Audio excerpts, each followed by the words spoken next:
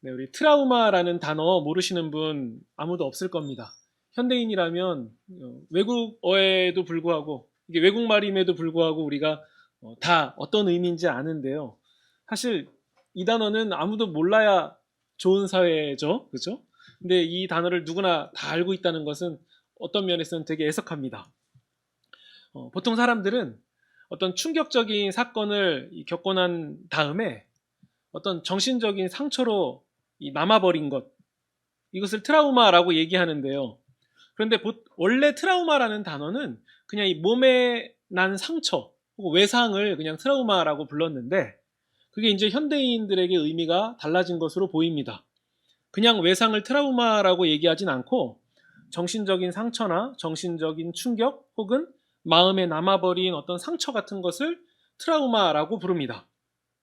제 지인은 그 버스를 타고 가다가 그 사고가 크게 나서 그 큰 수술을 한 적이 있거든요. 그래서 그 트라우마 때문에 버스를 잘 못합니다. 그러니까 버스라는 단어 자체도 이게 반갑지가 않은 거죠. 네, 또 어떤 분은 그 과거에 굉장히 힘들고 가난했던 시절에 이 수제비만 맨날 먹었대요. 그래서 수제비만 봐도 입맛이 뚝 떨어진다고 해서 그런 뭐 얘기도 하시는데, 그것을 트라우마라고 하는지는 잘 모르겠지만 아무튼 그 당시의 경험이 좋은 기억으로 남지는 않았던 것 같습니다. 근데 이게 반대로요, 이 좋은 기억으로 남을 때도 있습니다. 보통 이게 집단으로 이어지면 공통기억이라고 표현하기도 하는데요. 예를 들어서 제가 예전에 이 태국에 단기 선교를 갔을 때 그때 길을 지나다가 맞은편에서 오는 사람이 한국 사람이다 이런 감이 오면요, 그 박수를 5번 쳤어요. 뭔지 아시겠습니까? 이렇게 치면 상대방도 그 박수를 치면서 가는 거예요. 그럼 씩 웃으면서요. 그러면서 기분이 되게 좋아졌거든요. 그때가 2002년에서 2003년 넘어가는, 2022년에서, 아니, 2002년이죠. 2002년에서 2003년 넘어가는 시점이었거든요. 그러니까 박수만 쳐도 그냥 막 얼굴에 미소가 생길 때였어요. 그때는 한국 사람이라 그러면 월드컵이라는 단어만 떠올려도 그냥 마냥 기분이 좋은, 지금 생각해보면 그 집단 최면이라도 걸린 것처럼 그렇게 사람들이 좋아했습니다. 그러니까 그때는 월드컵 하면 그게 되게 좋은 기억으로 남았던 거죠. 네, 제가 설교 시작부터 이런 말씀을 왜 드렸냐면요, 우리가 함께 읽은 이 본문에서도 이 트라우마 혹은 공통기억에 해당하는 어떤 말이 나옵니다. 그게 뭐냐면 3절에 나오는데요, 벽돌을 굽자라는 말이에요. 벽돌을 만들자, 벽돌을 굽자. 네. 이게 왜 트라우마일까요? 이 말이 과연 뭐길래? 벽돌에 뭐 걸려서 넘어진 적이 있나? 네. 근데요, 우리가 이 창세기를 누가 받았느냐를 잘 생각해 보시면 이게 왜 트라우마가 되는지 감이 오실 거예요. 모세가 기록한 창세기를 처음 받은 사람들은 누굽니까? 애굽에서 노예로 나온 사람들, 노예 생활을 하다가 나온 사람들입니다. 그 사람들은 이제 애굽에서 종살이를 하다가 모세의 인도를 받고 홍해를 가르고 나와서 애굽을 탈출한 그런 이스라엘 백성들이잖아요. 그래서 우리가 그 맥락에서 모든 걸 봤습니다. 십계명도 그 맥락에서 봤죠. 다른 신을 섬기지 말라, 다른 신을 두지 말라라는 얘기는 단순히 다른 신이 없다라는 얘기를 떠나서 그 당시 애굽에서 노예로 살면서 바로왕을 비롯한 많은 우상들을 섬기며 살았던 그 모든 삶들, 과거의 모든 것은 이제 죽었다라는 선언이었던 거죠. 그러니까 단순히 미신을 믿지 마라 이런 얘기가 아니었던 거예요. 그러면서 그런 그들에게 천지창조는 어떤 의미입니까? 너희는 우상 밑에서 노동력을 제공하면서 사는 존재가 아니라 너희들이 우상으로 알았던 그 모든 것들은 실제로 하나님이 만드신 피조물일 뿐이고 그 피조물마저도 인간을 위하여 지으신 거다. 그럼 왜 인간이 그런 대우를 받습니까? 라고 할 때에 나오는 이유. 사람이 하나님 형상이기 때문에 그렇다.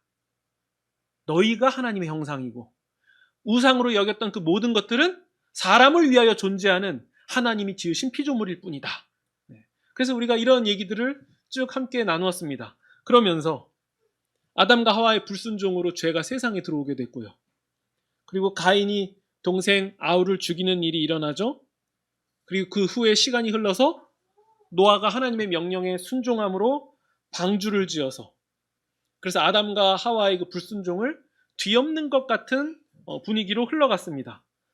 그런데도 그런 좋은 분위기는 노아 때에 잠시 있었을 뿐이고요.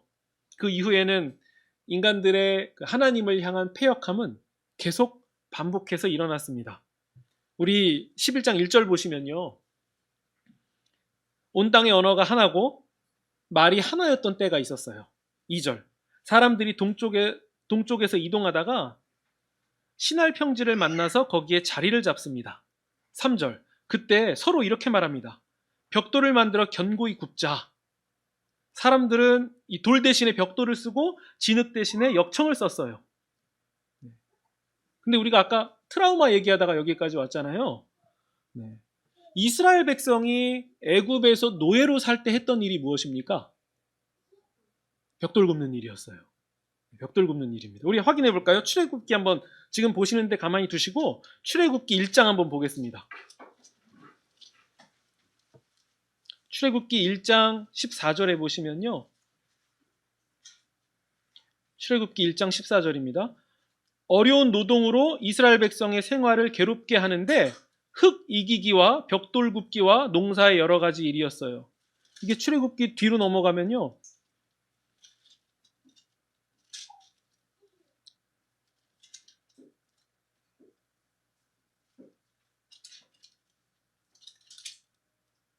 (5장이에요) 5장 18절 보시면 이제 하나님이 이스라엘 백성을 구출해내시는 얘기를 선포하니까 18절에 가서 일해라.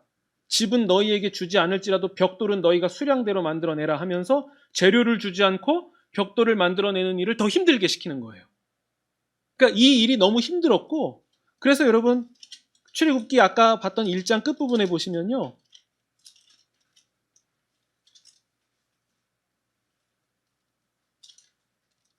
우리 2장 끝부분이요. 2장 끝부분 보시면 24절에요.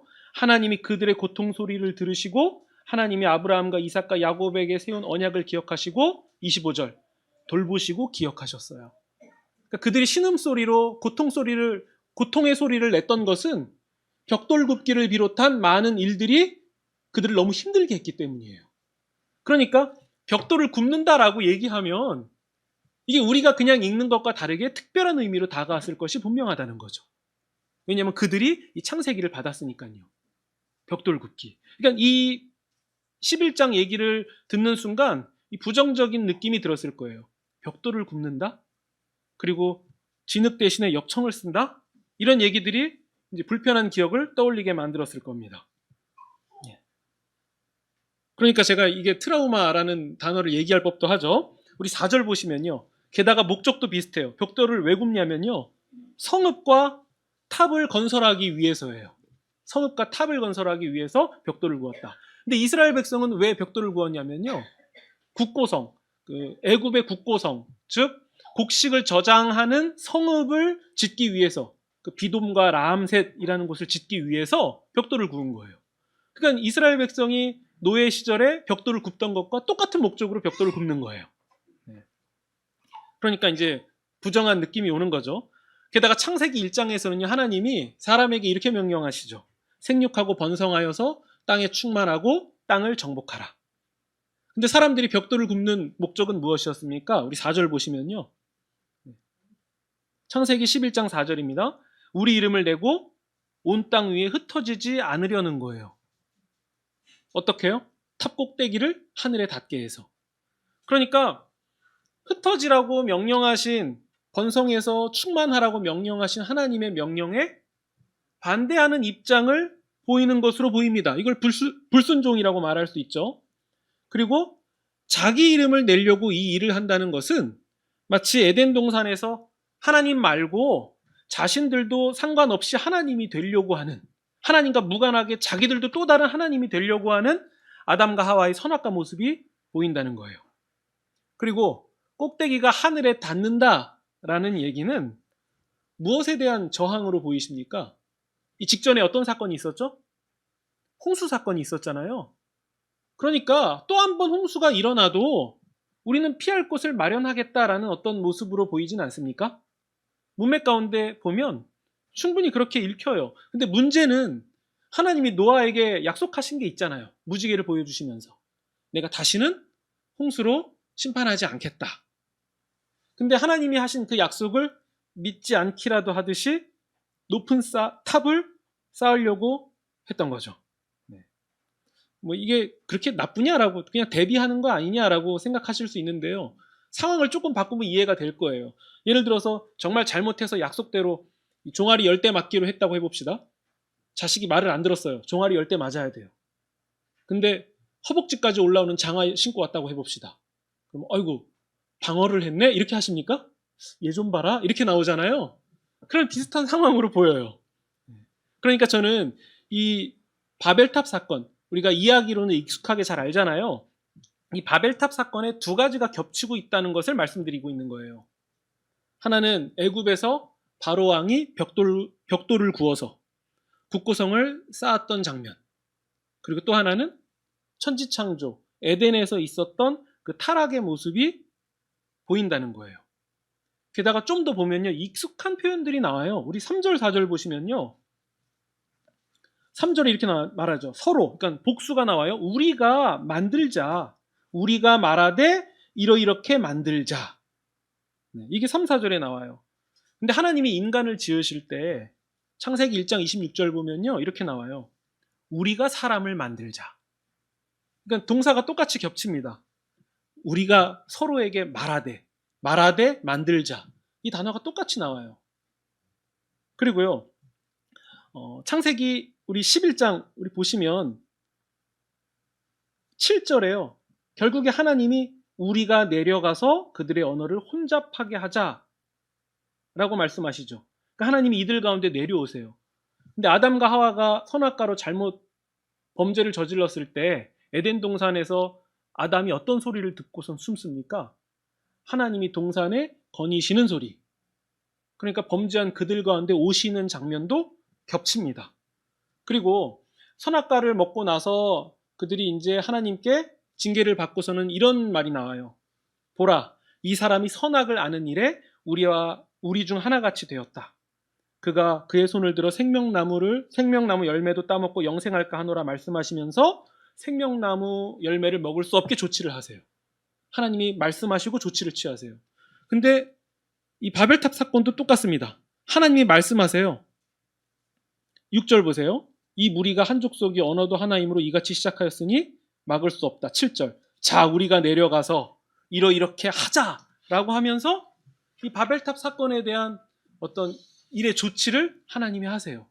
그러니까 하나님이 개입하셔서 정리하시는 것만 봐도 똑같은 패턴이 또 나온다는 거예요.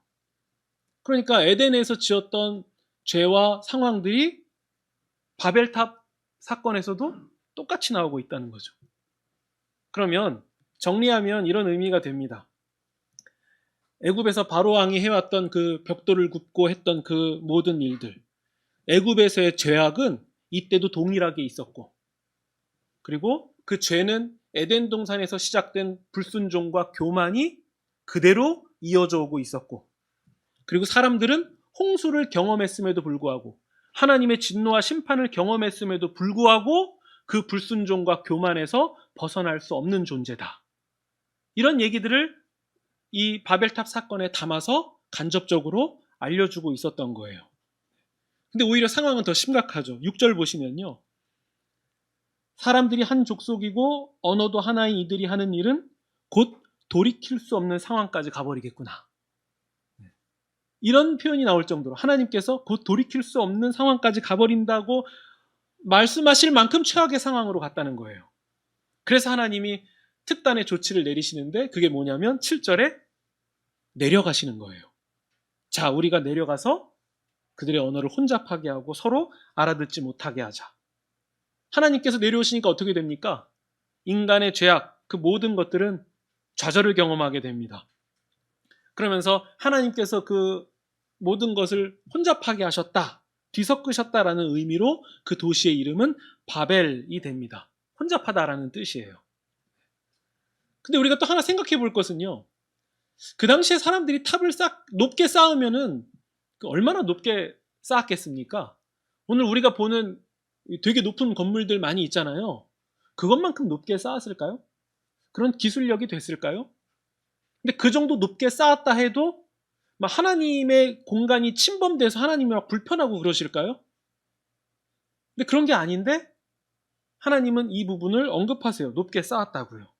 그러니까 뭐가 치명적인 거냐면요. 그 인간들의 상태가 문제라는 거예요. 인간들의 상태. 우리의 이름을 내고 흩어짐을 면하자. 이 말에는 하나님께 등 돌리고 대적하는 상황이었다라는 게 드러난 거죠.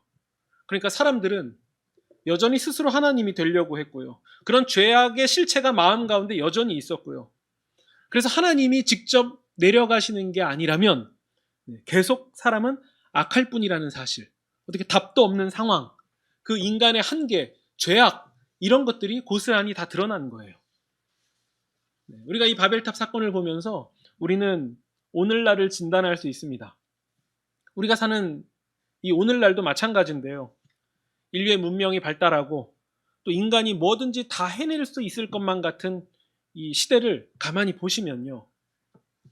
인간의 세상은 더 평안한 세상으로 흘러가는 게 아니라 오히려 인간의 탐욕, 교만, 그리고 그 속에 있는 악함이 더욱 드러나지 않습니까? 그런 것들이 더욱 드러나는 세상으로 흘러가는 것 같지 않습니까? 무리한 발전으로 생태계는 다 파괴되어 가고 있고요. 기술력이 좋아질수록 사람을 죽이는 살상 무기들도 같이 발전되어 가고 있습니다. 그리고 법과 제도, 문화 이런 것들이 발전되어 갈 때 동시에 악한 영향력도 같이 발전되어 가고 있어요. 더 강화되고 오용되어져 갑니다. 그러면 시대가 흘러가면 흘러갈수록 우리는 과거보다 더 선한 사회로 흘러가고 있습니까? 라고 묻는다면 여기에 대해서는 회의적이지 않습니까? 우린 과거보다 더 선한 사회로 흘러가고 있습니까? 편리한 사회로 흘러가고 있다라는 말에는 동의할 수 있는 것 같은데요. 더 선한 사회로 흘러간다라는 말에는 그렇다고 동의하기가 어렵습니다. 오히려 이렇게 질문할지도 몰라요. 왜 더 선한 사회로 가야 돼요? 라고 물어볼지도 모르겠습니다. 그러니까 모두가 오늘 창세기 11장에 나온 것처럼 모두가 자기의 이름을 내고 자기가 높아져만 가려고 하는 그런 세상 아닙니까? 미래에는 이게 좀 덜해질까요? 점점 더 심해질 것 같습니다. 그래서 오늘날도 우리에게는 똑같은 결론이 필요한 거예요. 하나님이 내려오셔야만 합니다. 그래서 하나님이 개입하셔야만 해요. 그냥 뒀다간 돌이킬 수 없는 상황까지 점점 가는 걸로 똑같이 보여진다는 거예요. 근데 이건 처음부터 그랬습니다. 우리 에덴 동산 상황도 보세요. 하나님께서 인간을 하나님의 형상으로 지어주셔서 인간을 하나님과 같은 존재로 여겨주시는 것이 의미가 있는 거지, 인간이 스스로 하나님이 되려고 하는 것, 그게 죄의 시작이었습니다. 바벨탑 사건도 그래요. 스스로 이름을 내려고 하늘에 달려고 한 거예요. 스스로 하려고 한 거죠. 그러니까 선악과를 먹었던 그 죄의 본성이 그대로 남아있는 거예요. 그러니까 하나님께서 내려오시는 게 답이지 우리가 스스로 올라갈 수 있는 개념이 아닙니다. 자꾸 인간들이 스스로 올라가려고 하니까 오르지 못한 사람들은 열등한 존재가 되는 것, 그게 세상 아닙니까? 더 올라간 사람이 아래에 있는 사람들을 지배할 수 있는 정당권이 생기는 세상이 된 거 아니냐는 거예요. 그러니까 이런 식으로 세상이 흘러가다 보니까 결국 이스라엘 백성은 무엇을 만났습니까? 그래서 피라미드 세상을 만난 거예요. 거기서 가장 옳은 사람에 의해서 짓눌림 당하는 세상. 그래서 올라간 자는 강자고 신처럼 역임을 받을 수도 있고, 그렇게 하지 못한 사람은 지배, 굴림, 착취, 조종 이런 것을 당해도 아무 소리 못하는 세상. 그러니까 하나님이 내려오셔야만 한다는 거예요. 그 세상은 수직 세상이 아니라 수평 세상이어야 되죠. 그래서 인간들이 하나님의 복으로 말미암아 세상 가운데 옆으로 퍼져나가는 세상, 그게 하나님 뜻이었습니다. 근데 이스라엘 백성이 만난 세상의 정체는 피라미드였죠. 그것을 이 바벨탑 사건을 통해서 확인하게 된 거예요. 그러면 하나님의 계획은 어떤 계획이 있으시겠습니까? 바벨탑 사건 이후에 누가 등장하냐면요, 우리 12장 살짝 보시면 드디어 믿음의 조상 아브라함이 등장하죠. 네. 근데 아브라함의 등장과 함께 눈여겨볼 만한 구절이 하나가 있어요. 그게 2절 보시면은 뭐 하나가 눈에 들어오실 거예요. 12장 2절 보시면 뭐가 보이십니까? 너의 이름을 창대하게 할 것이다. 너의 이름을 창대하게 할 것이다. 아니, 이거 똑같지 않습니까? 바벨탑도 이름을 내려고 한 건데 하나님이 아브라함을 부르실 때 이름을 창대하게 하신대요. 그러면 이름이 널리 알려지거나 혹은 창대해지는 것 자체는 그렇게 문제가 되는 것 같지는 않아요. 그럼 뭐가 문제죠? 스스로 이름을 내려는 것과 하나님이 높여주시는 것. 이것이 결정적인 차이라는 거예요. 스스로 높여지려고, 스스로 높아지려고 하는 것은 어떤 세상을 만들어냅니까? 수직 세상이에요. 약육강식이에요. 근데 하나님이 높여주시는 세상은 어떤 세상입니까? 번성하고 충만해져가는 세상이에요. 하나님이 높여주신 예수님은 모두에게 바로왕처럼 경배를 받으면서 군림하시는 분입니까? 아니면 당신의 목숨을 대속물로 주시는 분입니까? 우린 여기서 정확히 확인할 수 있는 거죠. 하나님이 높여주셔야만 한다. 그게 아니라면 안 된다. 이것을 확인할 수 있는 거죠. 그러면 우리가 살아가는 이 수직적인 세상, 여전히 패역한 세상에서 우리가 할 수 있는 것들은 무엇입니까? 제가 서두에 트라우마, 벽돌 굽는 얘기 말씀드렸잖아요. 네. 아까 우리가 출애굽기에서 확인도 했습니다. 벽돌 굽기로 인해서, 고통스러움으로 인해서, 자신의 고단한 삶으로 인해서 그들은 무엇을 했죠? 하나님께 부르짖었습니다. 그 상황 때문에 하나님을 찾고 하나님을 부르짖었어요. 그러자 하나님이 어떻게 하시죠? 그 조상 아브라함과 이삭과 야곱과 한 언약을 기억하셨더라. 물론 인간에게 오는 표현으로 그때 기억하신 것처럼 보였겠지만 하나님은 늘 그것을 기억하고 계셨어요. 그리고 하나님은 그들의 고통 소리를 들으셨습니다. 이게 중요하다는 거예요. 하나님이 그들의 신음소리를 들으셨다. 그러니까 이스라엘 백성은요, 이 모든 일을 다 경험했잖아요. 그러니까 창세기 11장을 볼 때 이 벽돌 굽는 얘기를 보면서 이것이 트라우마처럼 나쁜 기억으로 온 것이 아니라 결국에는 우리가 이 과정을 겪어서 이긴 자로서 승리의 기억으로 남았을 것이 분명합니다. 그러니까 정확히 표현하면 트라우마가 아니라 승리의 기억으로 남은 거죠. 경험해봤고 이긴 경험이 있기 때문입니다. 다시 창세기 11장 3절 보시면 우리가 이름을 내자. 서로 말하되 우리가 이름을 내자. 이 우리가 아니라 창세기 11장 7절에 나오는 우리가 내려가자. 바로 이 우리여야만 해요. 이 우리는 누굽니까? 우리가 지금 정확히 알고 고백하는 삼위 하나님이시죠. 축도할 때마다 고백하는 주 예수 그리스도와 하나님과 성령님이시죠. 이분이 내려오셔야 돼요. 이분이 개입하셔야만 합니다. 그게 선이에요. 하나님이 보시기에 좋았더라. 그 선이죠. 하나님이 하셔야만 합니다. 그래서 우리는 지금까지 창세기의 내용을 보면서 이 굵직한 사건들을 하나씩 보면서 하나의 패턴을 발견하게 됩니다. 인간이 어그러뜨려 놓은 이 세상, 하나님께서 회복시키신다. 인간이 또 망쳐놓은 이 세상, 하나님이 또 회복시키신다. 아담과 하와도 그랬고 가인도 그랬고 노아도 그랬습니다. 그리고 오늘 읽은 바벨탑 사건도 마찬가지죠. 이 어그러진 세상 가운데 하나님은 또 누구를 준비하십니까? 아브라함을 준비하셔서 그들이 이름을 내려고 실패했던 것을 하나님께서 하나님이 친히 이름을 높여주시는 사건을 준비하고 계시는 거예요. 우리 삶에서도 마찬가지입니다. 하나님이 어떤 분이시냐고 물어본다면, 하나님이 어떤 분이시냐고 질문한다면 창세기는 우리에게 이렇게 알려줄 거예요. 하나님은 악을 선으로 바꾸시는 분입니다. 하나님은 악을 선으로 바꾸시는 분입니다. 여러분, 놀랍게도 저는 이것을 창세기의 주제라고 말하는데요. 이게 놀랍게도요, 요셉이 한 말이에요.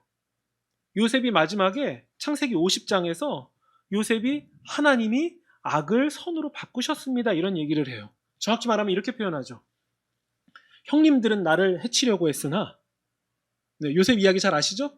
형님들이 나를 해치려고 하셨으나 하나님께서 그것을 선으로 바꾸사 많은 백성의 생명을 구원하셨습니다.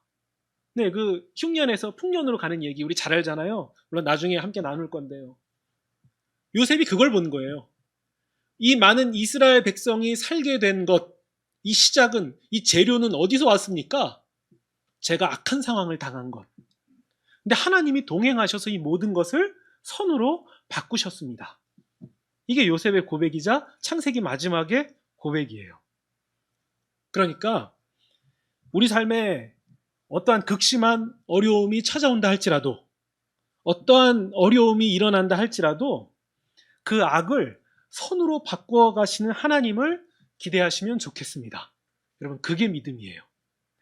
왜 우리 삶에 여전히 악한 일이 일어나는지, 왜 우리 삶에 내가 원치 않은 방향으로 자꾸 흘러가는 일만 생기는지, 왜 그렇게만 이루어지는지를 묻는다면 창세기는 이렇게 알려줍니다. 인간 세상이 악해서요. 죄가 이 세상 가운데 들어왔기 때문에요. 우리가 살아가는 세상이라는 것이 그런 세상이기 때문이에요. 그래서 우리가 이런 일들을 당합니다. 그래서 내가 겪는 악이 있다면, 절망이 있다면, 이게 육체적인 힘듦뿐만 아니라 감정적인 고통까지 있다면 그것은 항상 언제나 여러분의 탓만은 아니에요. 여러분의 잘못만이 아닙니다. 여러분들이 뭔가 실수하고 하나님 마음에 불편한 무언가를 만들어냈기 때문에 당하는 고통이 아니라는 거예요. 그냥 세상이 그런 곳이에요. 세상은 고통과 절망을 마주하는 곳입니다. 아픔과 고독을 만나요. 피할 수 없습니다. 인간 세상이 망가졌기 때문에, 또 인간이 망가뜨려 놓은 환경 때문에 나라는 개인이 아플 수도 있고 고통스러울 수도 있는 거예요. 세상이 그런 곳입니다. 그럼에도 우리는 무엇을 기억해야 됩니까? 나의 이런 상황, 나의 이런 삶 가운데서 하나님이 악을 선으로 바꾸어 가실 것이다. 이해할 수 없고 절망적인 상황이라 할지라도 나는 악을 선으로 바꾸어 가시는 하나님을 기억하겠다. 하나님은 나의 탄식 소리를 들으신다. 우리는 이것을 기억해야 됩니다. 우리 교회도 마찬가지입니다. 우리 교회가 어떻게 흘러갈지 잘 모르겠습니다. 단지 모든 것을 선으로 바꾸어 가시는 하나님을 믿고 그냥 갈 뿐이에요. 볼 때는 답이 없는 것 같이 보여도요, 실제로 답도 없고요, 그냥 하나님과 함께 갈 뿐입니다. 하나님이 악을 선으로 바꾸어 가실 것이다. 하나님은 분명히 이렇게 말씀하실 것입니다. 자, 우리가 내려가자. 물론 하나님이 내려오셔서 언어를 혼잡게 하시고 모든 것을 징계하시기도 하시고 하셨지만요, 하나님이 우리 가운데 오셔서 하시는 그 어떤 일도 우리에게는 선입니다. 하나님이 그 모든 것을 정리하시고 제자리를 잡아가게 하실 것입니다. 우리의 삶과 우리의 가정과 교회와 또 세상을 하나님이 선으로 이끌어 가실 거예요. 그렇기 때문에 우리는 늘 한탄과 탄식만 할 수 있는 것이 아니라 이것을 넘어서는 하나님의 선을 기대하며 나아갈 수 있는 거죠. 이게 믿음입니다. 우리가 하나님을 믿습니다. 우리가 예수님의 인도하심을 믿어요 라는 고백은 그냥 우리가 무슨 주술처럼 믿는다라는 말을 되풀이하는 게 아니라 정확한 고백이 되어야만 합니다. 나의 모든 악을 선으로 바꾸어 가실 하나님을 믿습니다. 이 믿음이 지금 우리가 할 수 있는 불평을 기쁨으로 바꾸어 간다는 거예요. 그래서 이 사실을 토대로 우리가 어떤 상황에서도 우리의 모든 문제를 선으로 바꾸어 가시는, 모든 문제 위에 계신 주님을 바라보면서 우리 주어진 삶에서 다시 힘을 얻고 그렇게 전진해 나아가시는 저와 여러분이 되시기를 주님의 이름으로 축원드립니다.